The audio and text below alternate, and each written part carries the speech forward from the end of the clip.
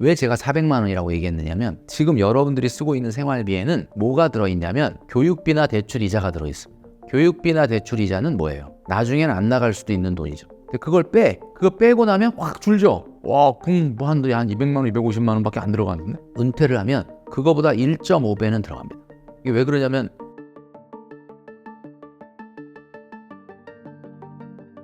노후에 필요한 월 최소 생활비가 얼마인가요? 노후 생활비가 얼마 들 거냐라고 한다면 그분의 지금 생활 수준에 따라 다르긴 하지만 제가 봤을 때는 도시에서 살아야 된다 그러면 400만 원 정도는 있어야 되지 않을까 싶어요.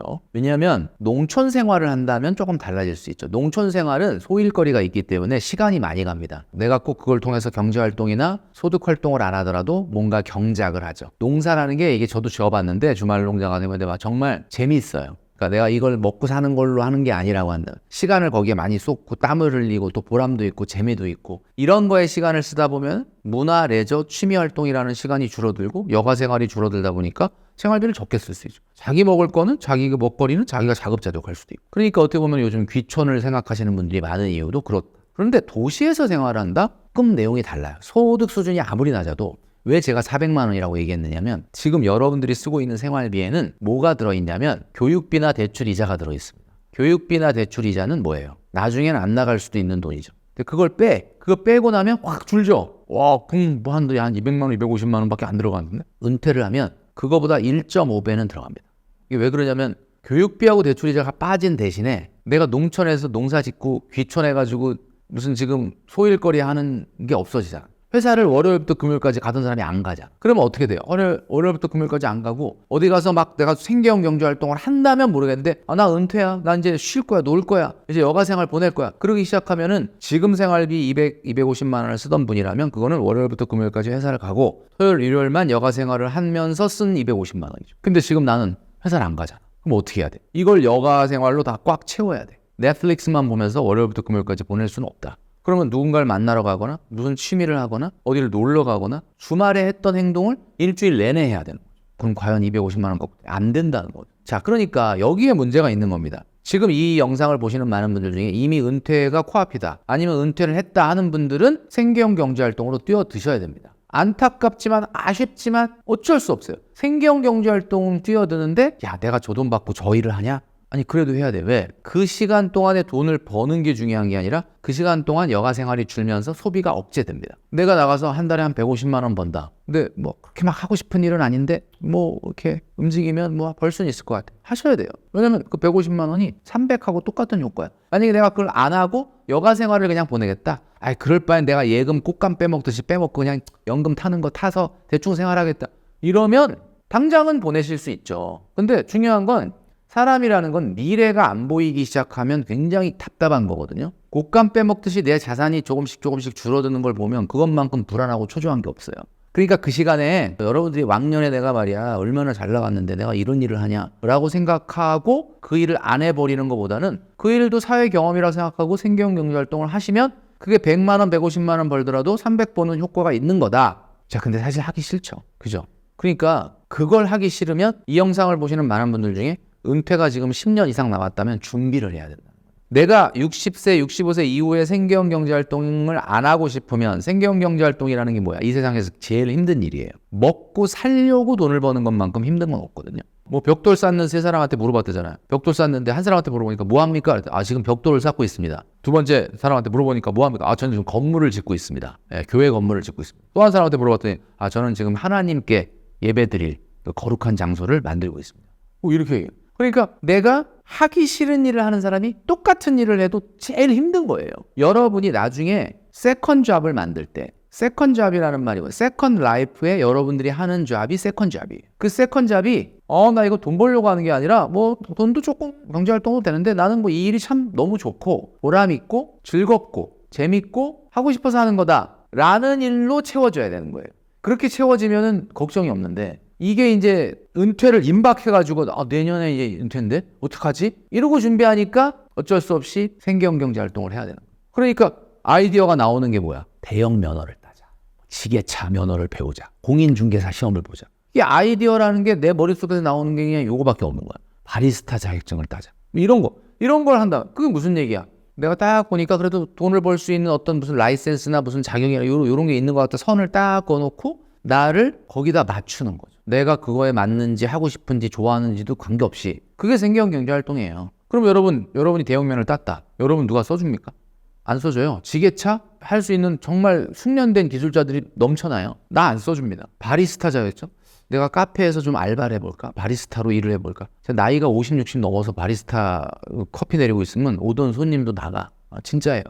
여러분, 현실은 내가 하고 싶지 않지만 어떤 이런 일이 조금 돈 되는 일을 할 수 있는데 도움이 되지 않을까라고 정해놓고 거기다 나를 맞추려고 하면 그거야말로 힘든 일이 될 수밖에 없습니다. 그러니까 여러분들이 정년을 끝나고 나서 60세, 65세 이후에 여러분들이 하고 싶지 않은 생계형 경제활동을 하지 않으려면, 자아 실현형 경제활동을 하려면, 내가 하고 싶은 일을 하려면 뭘 해야 되느냐? 지금 은퇴 10년 전부터 준비를 해야 된다. 무슨 준비를 해야 되냐? 내가 좋아하는 일이 뭔지를 알아내야 되는 거죠. 노후 준비를 위해 포트폴리오는 어떻게 구성해야 할까요? 그러니까 여기서 진짜 중요한 게 있어요. 제가 한번 이런 말 한 적이 있어요. 나와서 유튜브 같은 것도 어떻게 보면 실버 유튜버 세대. 그러니까 왜냐하면 지금 우리나라 유튜브 시장이 뭐 사실 어마어마하죠. 근데 지금 이 유튜브의 공급자들의 평균 나이가 3, 40이에요. 3, 40. 2, 30대? 3, 40대 요에. 그러니까 공급자가. 근데 공급자들은 그런데 그 유튜브를 보는 사람들은 어떠냐? 수요층은 생각보다 스펙트럼이 넓습니다.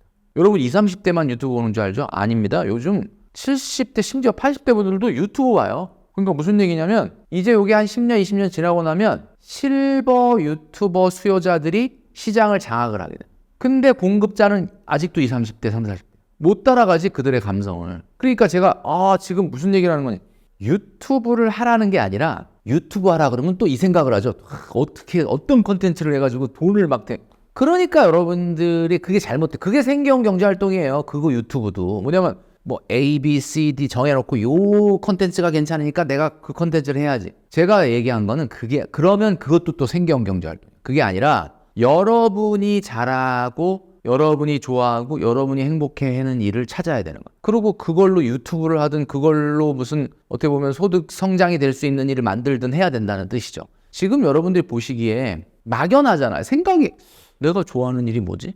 내가 좋아하는 일, 나 피아노 배우고 싶어. 바이올린 배우고 싶어. 그건 좋아하는 일이 아닙니다. 누군가의 궁금증을 해결해주고 누군가의 필요를 해결해주고 누군가의 뭔가 가려운 것을 긁어주는 것이 돈이 되는 거지. 나의 필요를 해결하면 그건 소비가 될 뿐입니다. 그러니까 여러분 잘 보시면 내가 어려서부터 요리를 잘해. 우리 어머니가 요리를 너무 잘하는데 우리 어머님만의 그 비법을 막 나한테 가르쳐 준 거야. 요리 비법. 내가 그런 게 있어. 그럼 옛날 같으면 어떻게? 이걸 가지고 이걸 돈 벌려고 한다면 뭐 식당을 차리겠죠. 옛날 같으면 이걸로.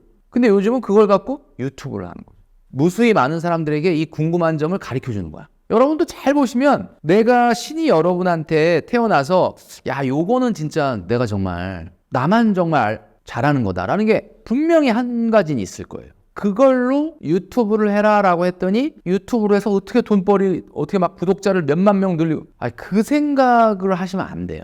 여러분이 좋아하는 거에 집중해야 돼. 손흥민 선수가 어렸을 때 공을 갖고 노는데 야 내가 나중에 커갖고 이 유럽 축구에 진출하면 돈 많이 그래서 한 게 아니에요. 여러분 잘 보시면 진짜 성공한 유튜브들이나 이런 걸 보면 그거를 좋아했어 진짜. 이렇게 해갖고 어떻게 해갖고 돈을 벌어야지.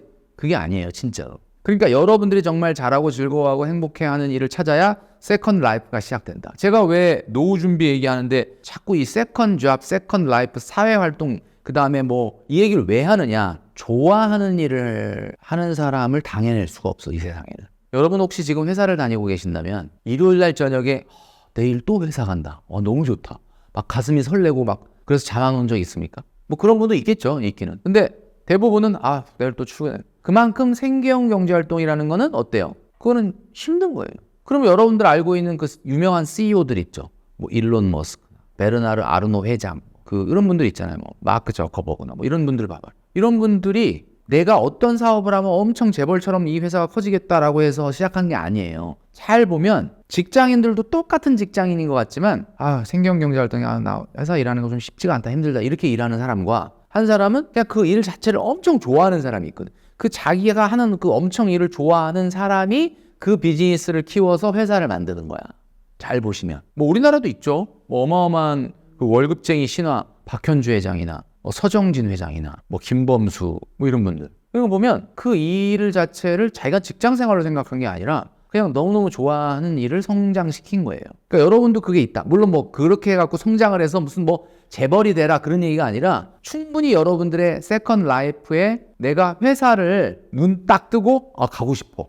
나 그거 하고 싶어. 나 빨리 그 찍으러 가야 되겠다. 그러니까 여러분 분명히 여러분 배우자가 회사를 그만뒀는데 여러분이 막 신나서 뭔가를 하고 그러면 저 사람이 왜 저렇게 신나서 저러지? 돈벌이도 안 되는데? 그런 일을 만드는 거야말로 재테크보다도 더 중요한 어떻게 보면은 노후 준비가 된다. 아까 이제 첫 질문에서 노후 생활비 얼마 드냐 이런 얘기 아까 말씀드렸을 때 제가 400이라고 얘기했던 이유가 도시에서 살려면 400만 원이 있어야 된다라고 얘기했는데 진짜 정말 꿈 같은 노후 생활이라는 게 요즘은 여러분도 들어보셨죠? 4도 3촌이라는 게 있어요. 아니면 5도 2촌이라는 게 있어요. 그게 뭐냐면 5일 4일은 도시에서 지내고 2일은 농촌에서 보내는 거죠. 내가 뭐 요즘 귀촌 노후 준비하면서 귀촌을 생각하시는 분들이 굉장히 많거든요. 한동안은 시골에 전원주택 짓고 사는 게 내 꿈이다 뭐 이런 분들이 많았는데 지금 최근에는 그게 이제 유행이 좀 지나간 이유가 노후일수록 도시에 살아야 돼요. 왜냐하면 자식도 봐야 되고 친구도 만나야 되고 병원도 가까워야 되고 사람들과 커뮤니티를 형성하려면 나는 자연이다가 아니라면 혼자 살 수 없다는 거예요. 그래서 절충으로 나온 하이브리드형 삶이 4도 3촌이에요. 4도 3촌은 돈이 많이 듭니다. 왜냐하면 내가 농가도 있어야 되고 서울의 도시에도 집이 있어요. 그리고 왔다 갔다 해야 되는 비용도 있고 그러다 보니까 이게 가장 어떻게 보면은 바람직한 삶이긴 한데 이렇게 되려면 생활비는 아까 제가 400만 원은 도시에만 머무는 경우를 얘기해요. 완전히 100% 농촌에만 머무는 경우는 300만 원 미만으로도 살 수 있겠죠. 그런데 여기를 왔다 갔다 하는 하이브리드형 라이프를 노후에 보낸다. 사실은 거의 1.5배 듭니다. 500, 600 이상 든다는 거죠. 그래서 제일 중요한 게 여러분이 노후에 얼마의 생활비가 들어가는 게 좋을지를 딱 정해놔야 돼요. 자산이 얼마다라고 하는 것보다도 금액이 얼마다라는 것을 정해놓는 것이 훨씬 더 목표가 선명해지고 중요한 거다라는 거죠. 월 최소 노후 생활비는 어떻게 계산할 수 있나요? 일본은 지금 말씀하신 대로 정년이 연장됐고 정년 연장 이후에도 다시 그 회사에 재취업하는 경우가 많이 있습니다. 근데 재취업하게 되면 옛날의 직급이 아니라 그냥 사원으로 가는 거야. 근데 그런 걸 전혀 창피하거나 이상하게 생각하지 않는 문화다. 그러니까 왜냐하면 우리나라보다 고령사회를 먼저 진입을 했기 때문에. 우리나라는 이제 내년도에 2025년도에 초고령 사회, 그러니까 65세 인구가 전체 인구에서 뭐 20% 이상 차지하는 시기가 다가온다라고 하는데 우리도 일본처럼 그런 문화가 돼야 될 겁니다. 그러니까 제가 얘기한 게 뭐냐, 재테크로 노후 준비할 생각하지 마라. 중요한 건 나의 사회활동이 연장돼야 되고 세컨드 라이프가 세컨드 잡까지 발전할 수 있는 준비를 40대 50대부터 해야 된다. 이 준비를 안 하고 50, 60을 맞으면 내일 모레 정년인데? 그러면 또 생계형 경제활동 해야 돼요. 그러면 안 된다라는 걸 지금 제가 경고 차원에서 말씀드리는 거고 그 일은 제발 하고 싶은 일을 해라. 배부른 소리죠 사실은. 왜냐면 내가 하고 싶은 일을 할 정도는 준비가 돼 있다는 뜻이야. 어느 정도. 준비가 안 되면 또 하기 싫은 일을 또 해야 돼. 자, 그러니까 빨리 미리부터 준비해야 된다라는 거거든요. 자, 그럼 일본의 사례에서 우리가 보는 것처럼 기본적으로 내가 나이가 지금 몇 살인데 뭐 이런 일을 하냐, 내가 지금 옛날에 왕년에 잘 나가는데, 일본은 자기가 거기서 임원까지 했던 사람이 그 회사에 다시 평직원으로 입사를 하는 문화가 있다라고 하더라고요. 자, 그러니까 우리도 그런 것들 다 내려놔야 된다라는 거고요. 그 다음에 이제 중요하게 말씀드리고 싶은 거는 노후 생활비를 여러분들이 계산을 했잖아요. 아까 제가 어떻게 계산하라고 그랬죠? 도시는 무조건 400만 원 이상 든다라고 했는데 여러분 생활비에서 교육비, 대출이자 빼고 남아있는 순생활비에 곱하기 1.5 정도는 해야 된다. 나오죠? 지금 딱 금액이. 그럼 그 생활비를 국민연금에서 얼마, 퇴직연금에서 얼마, 다른 기타 자산에서 얼마가 나오는지를 계산을 해놔야 돼. 자, 첫 번째, 얼마의 생활비가 나오는, 얼마의 노후 생활비가 드는지 계산하셨죠? 자, 그럼 이제 바로 여러분 어디를 들어가야 돼? 국민연금공단에 들어가야 돼. 국민연금공단에 들어가서 홈페이지에 들어가면 뭘 클릭할 수가 있죠? 내연금 알아보기를 클릭할 수 있어. 이 내연금 알아보기는 40대 이상만 들어갑니다. 20, 30대는 안 들어가. 왜 안 들어갈까요? 국민연금 어차피 못 받을 거라고 생각해. 그러니까 확인을 잘 안 한대요. 근데 20, 30대도 확인을 하셔야 됩니다. 최근에 국민연금 개혁 논의가 활발한데 국민연금의 개혁안을 지금 만든 것이 지금 그 국회에 이제 어떻게 보면 심사를 앞두고 있어요. 이게 국민적 합의에 의해서 국민연금이 개혁 방안이 통과가 될지 어떻게 될지 모르겠는데 현재 나와 있는 개혁안은 여러분도 아시는 것처럼 9%였던 보험료를 13%로 올리는 겁니다. 9%가 뭐예요? 지금 내 소득의 9%, 4.5는 내가 내고 회사가 4.5 내는 거죠. 요거를 지금 13%로 올리게 되면 내 부담이 얼마나 늘어나는 거냐? 그러면은 내 부담 한 2% 정도 늘어나겠네요. 그죠? 2%. 그럼 2% 정도가 늘어난다 그러면은 지금 10만 원 내고 있는 분이라고 하면 한 16, 7만 원 정도 내야 되니까 좀 부담이 늘어날 수가 있죠. 대신에 이 13%를 한꺼번에 올리는 게 아니라 나이대에 맞춰서 20대나 30대 같은 경우는 조금 한 번에 이렇게 올라가는 게 아니라 0.25%씩 그 다음에 뭐 0.5%씩 이런 식으로 점차적으로 해서 13% 도달이 하는 거고 그 다음에 이제 50대나 40대 같은 경우는 조금 그거보다 높은 비율로 해서 14%에 올라가는 그러니까 점진적인 상승 방식을 하고 그 다음에 소득 대체율은 40%였던 것이 42%로 확대된다고 합니다. 그러니까 연금액도 조금 늘어나는 거예요. 근데 이제 제가 이 안을 봤을 때는 현실적으로 고갈을 막기 위한 안이다 보니까 소득 대체율 40%가 42%로 늘어나는 대신 9에서 13%를 낸다는 것은 받는 거는 조금 늘어나고 내는 거는 사실 조금 많이 늘어나는 거는 맞아요. 그건 어쩔 수가 없거든요. 근데 이제 중요한 거는 어쨌든 국민연금이 여러분들이 낸 거보다는 화폐 가치로 좀 더 받게 구조가 되어 있어요. 아무래도 20, 30대 입장에서는 고갈의 위험 때문에 이제 내가 받을 날짜가 많이 남아있으니까 좀 불안하다라고 볼 수 있겠지만 그 고갈의 시기를 계속 뒤로 늦추기 위해서 지금 개혁을 하고 있는 거기 때문에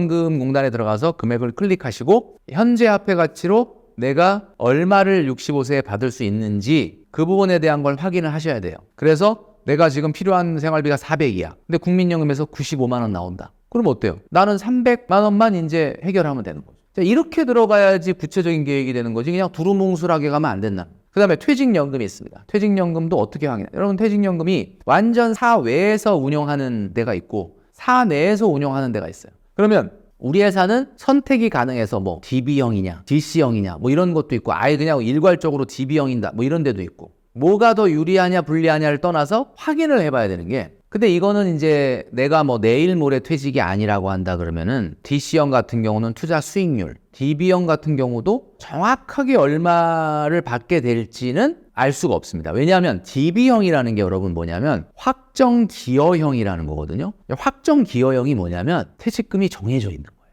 좋아요, 나빠요? 좋은 거죠. 그러니까 무슨 얘기냐면 회사가 이 사람 월급을 앞으로 얼마 올려줄지에 대해서 그 변수 빼고는 이거예요. 쉽게 얘기하면 확정급여형은 여러분들이 퇴직하시기 바로 직전 3개월치 월급을 근속연수로 곱해서 주니까 내가 여러분 혹시 그거 압니까? 퇴직할 때 내가 직전 3개월에 월급 얼마 받을지 알아요? 모르죠. 내가 승진을 할지 뭐 월급이 얼마나 뜰지 모르죠. 그러나 예상은 할 수 있다. 그래서 그 월급에 예를 들면 내가 퇴직할 때 월급이 500만 원이다 이거야. 그러면 3개월치 월급이면 1,500이죠? 그럼 1,500인데 내가 20년 근무했다. 그럼 3억인 거예요. 이렇게 딱 금액이 정해져 있는 게 확정급여형이에요. 확정기여형은 뭐냐? 내가 지금 1년에 받는 월 통상임금의 12분의 1만큼을 투자를 하는 거예요. 그래가지고 주식이나 채권이나 이런 데 투자해. 투자해가지고 결국은 내가 정년됐을 때 그 투자 금액을 받는 거죠. 자, 그러면 DB형이 낫냐 DC형이 낫냐 뭐 논란이 많은데 그건 뭐 알 수가 없는 거죠. 투자가 성공하면 DC형이 나은 거고 투자가 실패하면 DB형이 나은 건데 제가 이제 확인하라는 게 뭐냐 예상 퇴직연금액이라는 게 있어요.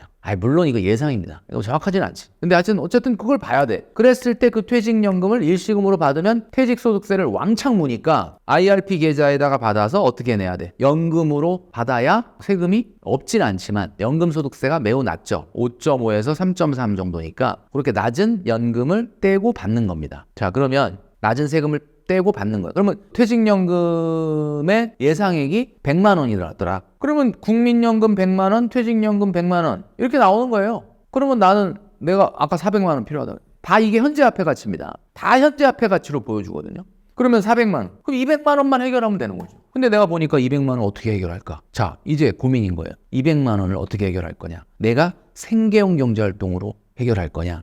아니면 자아실현형 경제활동으로 해결할 거냐? 그러면 내가 하고 싶은 거 하면서 자아실현형 경제활동으로 하면은 자, 여러분 사회활동이라는 게 뭐예요? 집에서 가만히 있는 것보다 나가 출근을 해. 몸을 움직이죠? 나이 먹어서 건강에 도움이 됩니다. 그러니까 우리가 흔히 자아실현형 경제활동, 사회활동이 세 가지를 방어해 준다고 얘기해요. 그 세 가지가 뭐야? 노후에 불안한 거 세 가지. 돈, 건강, 외로움 이 세 가지.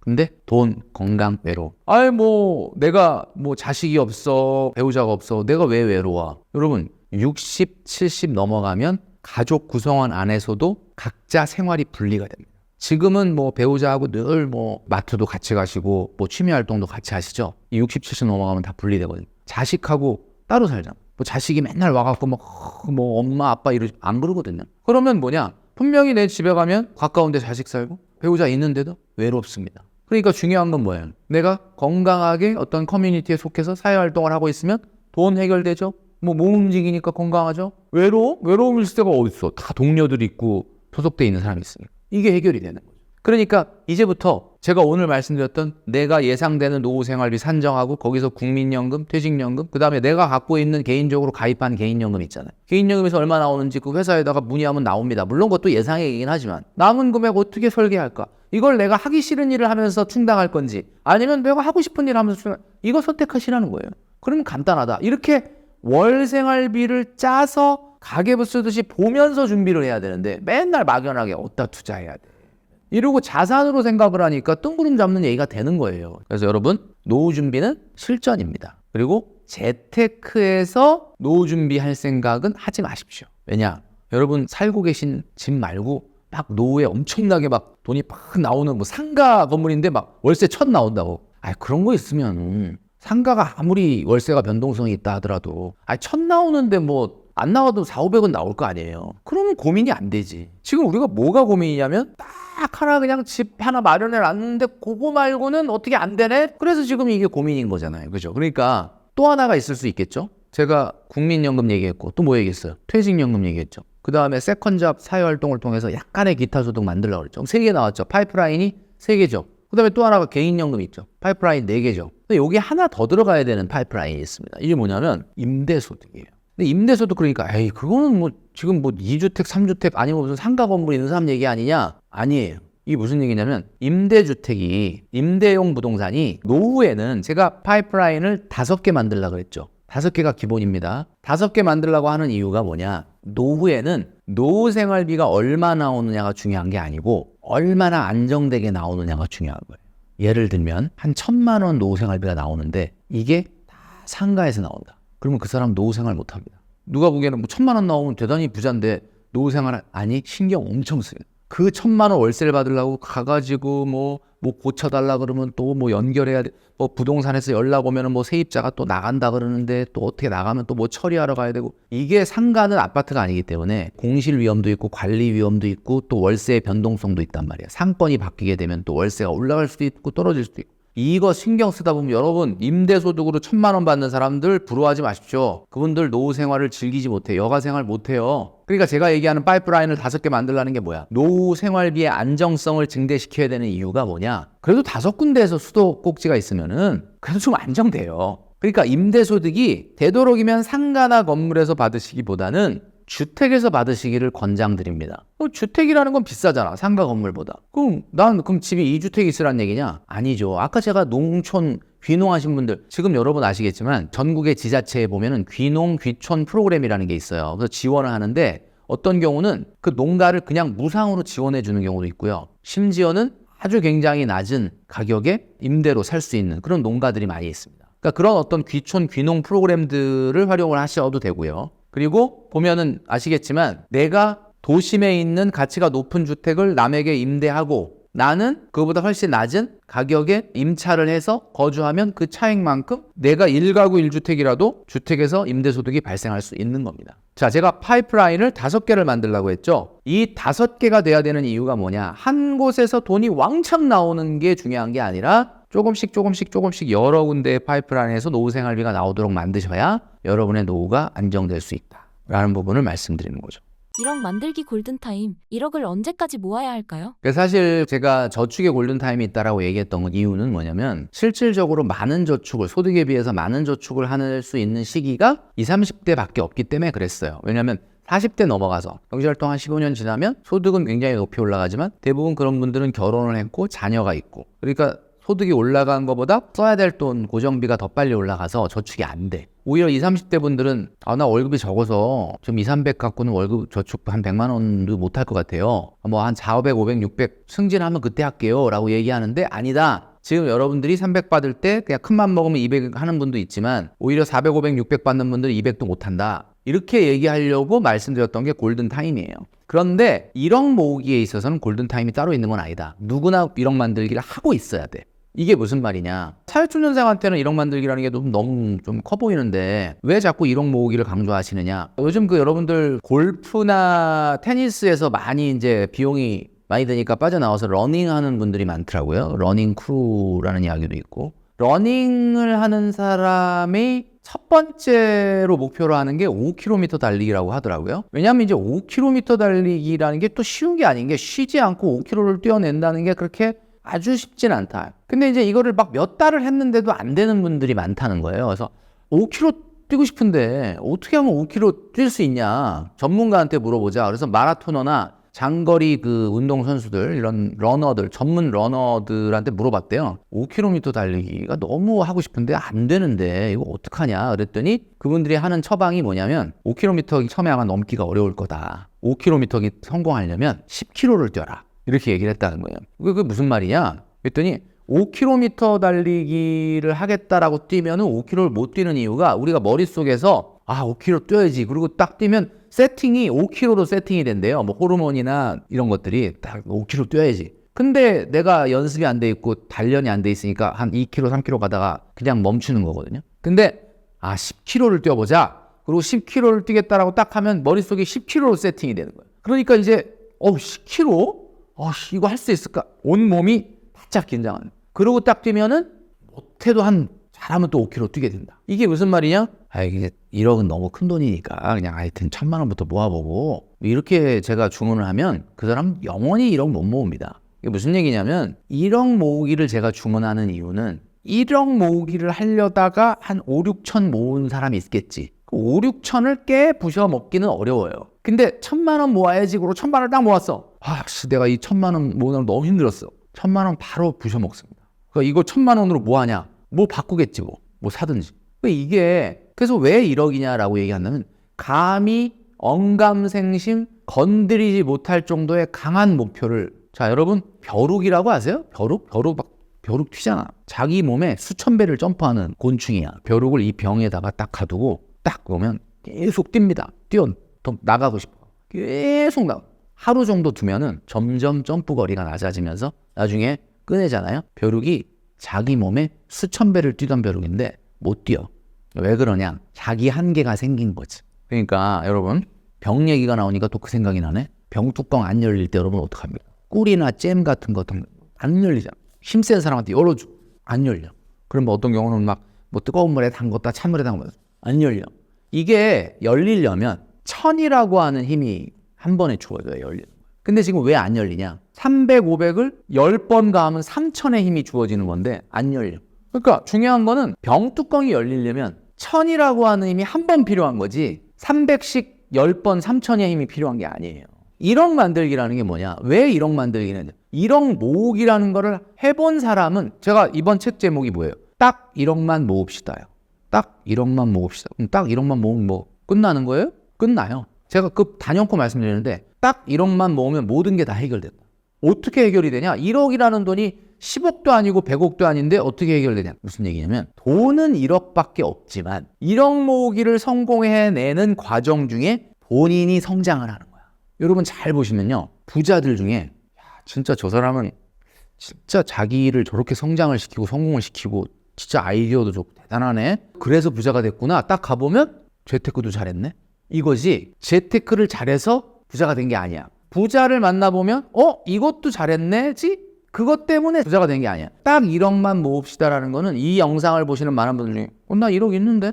근데 그 1억 본인이 저축해서 모으신 거예요? 봤더니 그건 아니고 제가 어디 뭐 하다가 뭐 부모님이 좀 주시고 뭐 전세금 있는 거 빼고 해서 지금 1억이 있는데 그걸 얘기하는 게 아니라 내 힘으로 시간을 들이고 땀을 흘리고 노력을 하면서 1억을 모아본 경험을 한 사람 3년이 됐든 4년이 됐든 5년이 됐든 제가 아까 재테크가 뭐라 그랬습니까? 재테크는 시간 안 쓰고 노력 안 하고 땀 안 흘리고 결과를 바꾼 사람이잖아요. 그 경험을 한 사람이 아니라 시간 쓰고 노력하고 땀 흘려서 결과물을 만들어낸 사람 그 사람은 그 사이에 엄청난 성장을 한다. 엄청난 성장을 한 사람이 뭔들 못하겠냐? 그 사람은 이미 굉장한 경지에 올라 있을 것이다. 그래서 1억 만든 사람한테만 생기는 여러 가지 어떻게 보면은 강력한 경쟁력이 있어요. 그게 뭐냐? 일단 1억 만든 사람은 자기 관리가 돼. 여러분 1억 만든 사람이 여러분 앞에 모은 사람이 앞에 있다고 생각해 보세요. 그 사람은 어떻게 뭐 방에 가보면 어제 먹던 라면이 막 나뒹굴 것 같습니까? 아니면 방 정리가 깔끔할 것 같습니까? 깔끔해요, 무조건. 그 다음에 그 1억 모은 사람 혹시 술, 담배, 게임, 유흥 심하게 빠져 있을 것 같습니다. 안 빠져 있어요? 그러니까 이게 1억 모으기라고 하는 행동을 했다는 것 자체가 그 사람이 어느 정도 계속 성장을 하고 있다는 거다. 그러니까 제가 아까 사과 안에 씨앗이 몇 개 들어있는지는 사과를 갈라보면 알 수 있죠. 근데 씨앗 안에 사과가 몇 개 들어있는지는 알 수가 없죠. 그건 심어봐야 아는 거죠. 여태까지 1억을 10억으로 단박에 불린 사람들 중에 모든 사람이 1억을 10억으로 단박에 불리지는 못하지만 1억을 10억으로 단박에 불린 사람들은 다 1억 모은 사람들이에요. 어떤 가능성이 그 안에 함축되어 있을지 모른다. 그러니까 여러분 제가 말씀드리는 것은 제발 1억부터 모으고 시작해라. 이거는 40대, 50대도 마찬가지입니다. 자, 그리고 제가 이번 책에 말씀드렸던 것 중에 1억 만들기, 1억 모으기의 가장 중요한 핵심이 뭐냐면 이거예요. 5년에 1억 만들기. 얼마냐? 여러분 이걸로 계산기 계산해 보면 나오죠. 지금 금리가 조금 낮아져서 한 3.5 정도라고 가정을 했을 때 155만 원씩 저축해요. 155 이거 월급 250 타는 사람, 300 타는 사람 이건 꿈도 못 꾸는구나 라고 생각할지 모르죠. 그래서 제가 뭐라고 얘기하느냐? 그러면 130으로 하자. 130? 155를 5년 모아야 된다며. 130으로 하면 어떻게 모으느냐? 155로 모으면 안 돼요. 왜냐면 155로 모으면 155를 낼 거 아니야. 내년에도 또 155 낼 거 아니야. 그러면 내년에 월급이 올랐는데 또 155 한다는 얘기는 저축률이 떨어졌다는 얘기예요. 저축률 떨어지면 안 됩니다. 그래서 어떻게 해야 되냐면 130으로 시작을 해. 그리고 대신에 1년 있다가 딱 10%인 13만 원만 증액을 하는 거예요. 그럼 어떻게 됩니까? 내년에는 143만 원이 되겠지. 근데 여러분 13만 원을 증액한다는 건 내년에 월급이 올라갈 수도 있고 1년 정도 내가 저축을 했던 습관 근육이 붙으면 어때? 13만 원은 솔직한 얘기로 그냥 마음만 있으면 할 수 있는 거예요.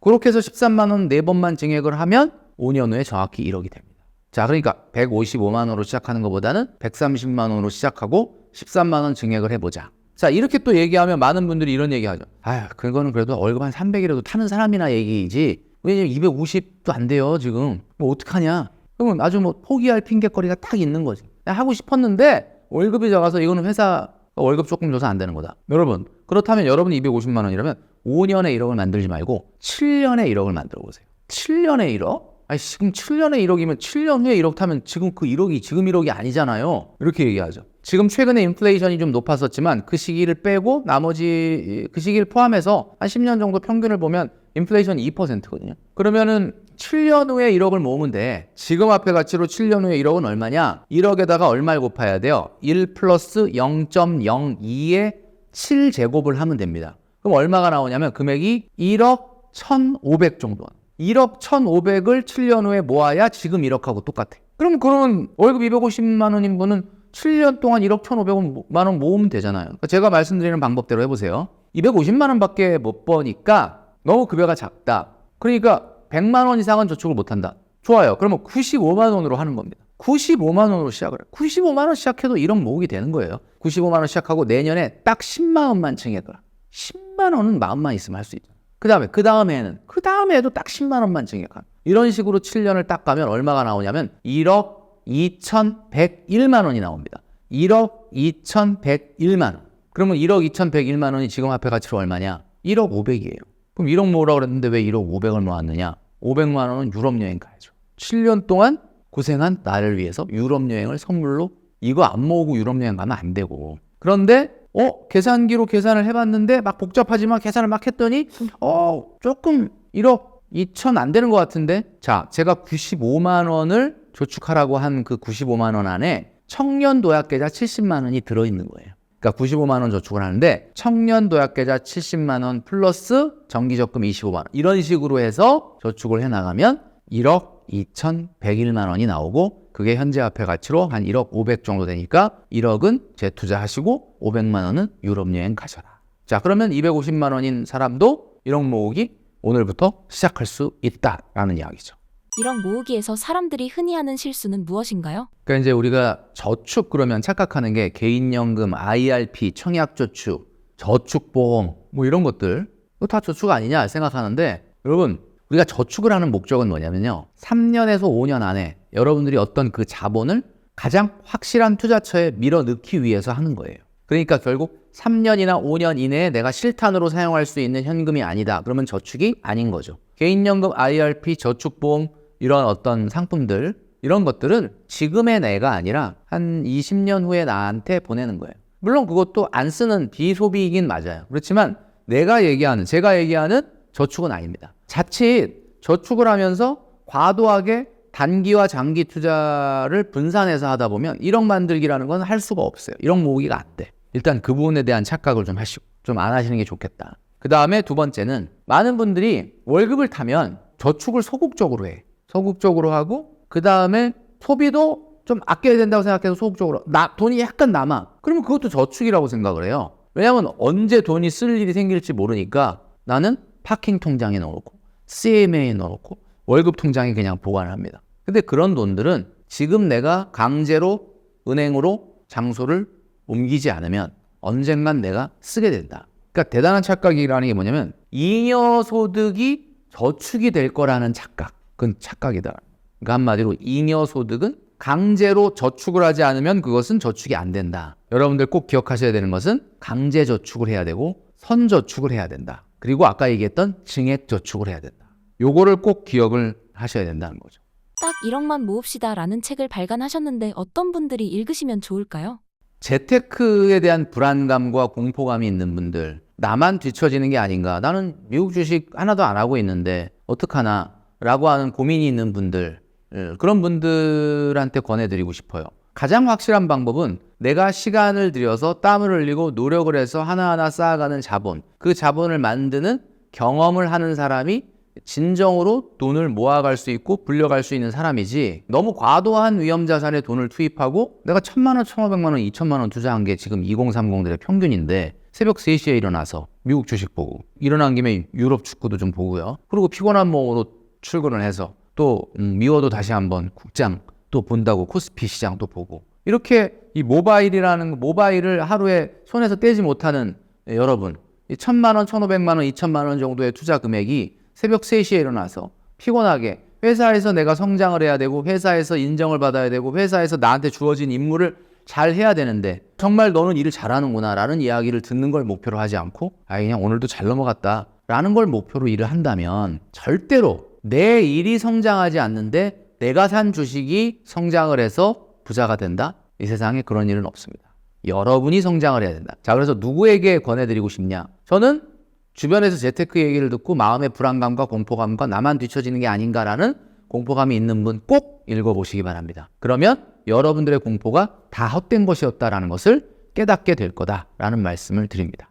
마지막으로 신사임당 구독자분들에게 한 말씀 부탁드리겠습니다. 네, 신사임당 구독자 여러분, 정말 모든 것이 불확실한 시대입니다. 확실한 건 모든 것이 불확실하다는 사실 하나만 확실하고요. 요즘 벌어지는 일을 보면 정말 비현실적인 것이 가장 현실적인 일이 돼버리고 있습니다. 자, 이런 시기에 중심을 잘 잡아야 됩니다. 중심을 잡는다는 건 뭘까요? 중심을 잡는다는 것은 뭐냐? 우리의 라이프 스타일이 어떤지, 우리가 앞으로 어떤 인생을 살게 될 건지를 생각해야 된다는 겁니다. 우리가 벌고 있는 돈, 우리에게 주어지는 지금 경제적인 부분은 다 우리 게 아닐 수 있다는 거 여러분 꼭 기억을 하시길 바라고요. 이제 연말이 다가오고 있고 또 새롭게 한 해가 또 시작이 될 텐데 이 시기에 꼭 해야 되는 게 있습니다. 우리 구독자 여러분, 내년을 빨리 계획을 해라. 닥쳐서 1월 1일 날 이렇게 하지 마시고 지금부터 내년에 어떠한 생활을 할 것인지에 대한 계획을 서서히 하시는 여러분 되시기를 바라겠습니다.